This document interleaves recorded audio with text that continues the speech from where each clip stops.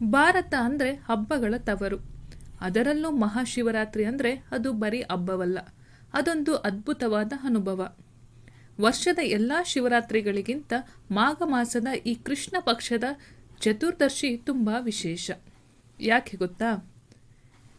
ಇವತ್ತು ನಾವು ಈ ವಿಡಿಯೋದಲ್ಲಿ ಮಹಾಶಿವರಾತ್ರಿಯ ಮಹತ್ವ, ಅದರ ಹಿಂದಿರೋ ಪುರಾಣ ಕಥೆಗಳು, ಉಪವಾಸ ಮತ್ತು ಜಾಗರಣೆಯ ಹಿಂದಿರೋ ವೈಜ್ಞಾನಿಕ ಕಾರಣಗಳ ಬಗ್ಗೆ ಆಳವಾಗಿ ತಿಳಿಯೋಣ. ಶಿವ ಅಂದರೆ ಯಾರು? ಆತ ಕೇವಲ ದೇವನ ಅಥವಾ ಒಂದು ಶಕ್ತಿಯ? ಬನ್ನಿ ಇವತ್ತಿನ ಈ ವಿಶೇಷ ಪಯಣವನ್ನು ಶುರು ಮಾಡೋಣ. ಪುರಾಣಗಳ ಪ್ರಕಾರ ಮಹಾಶಿವರಾತ್ರಿ ಬಗ್ಗೆ ಹಲವು ಕಥೆಗಳಿವೆ. ಮುಖ್ಯವಾಗಿ 3 ಘಟನೆಗಳನ್ನು ನಾವು ನೆನಪಿಸ್ಕೊಳ್ಬೇಕು. ಒಂದು, ಶಿವ ಪಾರ್ವತಿಯರ ವಿವಾಹ. ಈ ದಿನವನ್ನು ಶಿವ ಮತ್ತು ಪಾರ್ವತಿ ದೇವಿಯ ಕಲ್ಯಾಣ ಮಹೋತ್ಸವದ ದಿನ ಅಂತ ಆಚರಿಸಲಾಗುತ್ತೆ. ಅಂದರೆ ಪುರುಷ ಮತ್ತು ಪ್ರಕೃತಿಯ ಮಿಲನ. ಎರಡನೇದು, ಲಿಂಗೋದ್ಭವ ಮೂರ್ತಿ. ಬ್ರಹ್ಮ ಮತ್ತು ವಿಷ್ಣುವಿನ ನಡುವೆ ಯಾರು ದೊಡ್ಡವರು ಅನ್ನೋ ಅಹಂಕಾರದ ಜಗಳ ಬಂದಾಗ ಶಿವನ ಒಂದು ಬೃಹತ್ ಜ್ಯೋತಿರ್ಲಿಂಗವಾಗಿ ಅವತರಿಸಿದ ದಿನ ಇದು. ಆ ಜ್ಯೋತಿಯ ಆದಿ ಮತ್ತು ಅಂತ್ಯವನ್ನು ಹುಡುಕಲು ಸಾಧ್ಯವಾಗದೆ ಇಬ್ಬರು ಶರಣಾದರು. ಮೂರನೇದು, ವಿಷಪಾನ ಮಾಡಿದ ನೀಲಕಂಠ.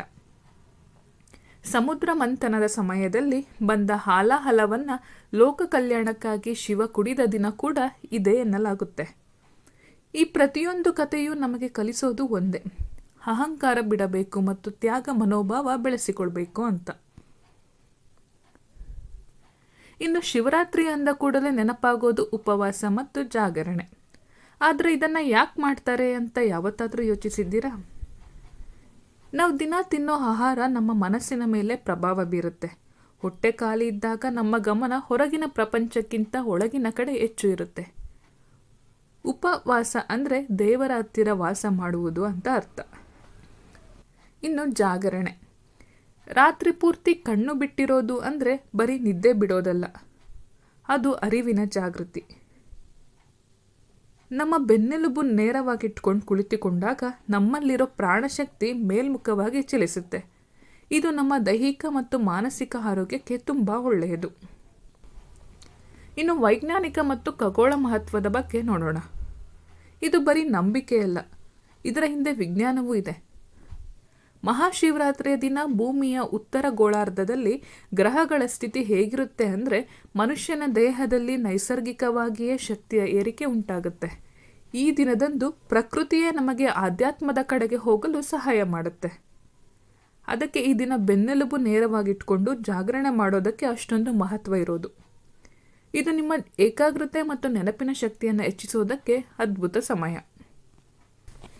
ಶಿವರಾತ್ರಿಯನ್ನು ಸರಳವಾಗಿ ಹೇಗೆ ಆಚರಿಸ್ಬೋದು ಅಂತ ನೋಡೋಣ. ಬೆಳಗ್ಗೆ ಬೇಗ ಎದ್ದು ಸ್ನಾನ ಮಾಡಿ ಮನಸ್ಸನ್ನು ಶುದ್ಧವಾಗಿಟ್ಕೊಳ್ಳಿ. ಶಿವಲಿಂಗಕ್ಕೆ ಅಭಿಷೇಕ ಮಾಡಿ. ಶಿವನಿಗೆ ಅಭಿಷೇಕ ಪ್ರಿಯ ಅಂತಲೇ ಹೆಸರಿದೆ. ಹಾಲು, ಮೊಸರು, ಜೇನುತುಪ್ಪ ಅಥವಾ ಬರೀ ನೀರನ್ನು ಅರ್ಪಿಸಿ. ಬಿಲ್ವಪತ್ರ ಅರ್ಪಿಸೋದು ಮರಿಬೇಡಿ. ತ್ರಿಜನ್ಮ ಪಾಪ ಸಂಹಾರಂ ಅಂತ ಬಿಲ್ವದ ಮಹಿಮೆಯನ್ನು ಹೇಳಲಾಗಿದೆ. ಓಂ ನಮಃ ಶಿವಾಯ ಮಂತ್ರದ ಜಪ ಮಾಡಿ. ಇದು ಬರೀ ಮಂತ್ರವಲ್ಲ, ಇದು ಪಂಚಭೂತಗಳ ಸಂಕೇತ. ಕೊನೆಯದಾಗಿ ಹೇಳೋದಾದರೆ, ಶಿವರಾತ್ರಿ ಅಂದರೆ ಕೇವಲ ಒಂದು ದಿನದ ಆಚರಣೆಯಲ್ಲ, ನಮ್ಮಲ್ಲಿರೋ ಕತ್ತಲನ್ನು ಓಡಿಸಿ ಬೆಳಕನ್ನು ತುಂಬಿಕೊಳ್ಳೋ ಹಬ್ಬ. ಅಂದರೆ ನಮ್ಮಲ್ಲಿರೋ ಅಜ್ಞಾನವನ್ನು ಓಡಿಸಿ ಜ್ಞಾನವನ್ನು ತುಂಬಿಕೊಳ್ಳೋ ಹಬ್ಬ. ಈ ಶಿವರಾತ್ರಿ ನಿಮ್ಮೆಲ್ಲರ ಬಾಳಲ್ಲಿ ಸುಖ, ಶಾಂತಿ ಮತ್ತು ಜ್ಞಾನವನ್ನು ತರಲಿ ಅಂತ ಆಶಿಸ್ತೇನೆ. ನಿಮಗೆ ಈ ಮಾಹಿತಿ ಇಷ್ಟ ಆಗಿದ್ದರೆ ನಿಮ್ಮ ಫ್ರೆಂಡ್ಸ್ ಮತ್ತು ಫ್ಯಾಮಿಲಿ ಜೊತೆ ಶೇರ್ ಮಾಡಿ.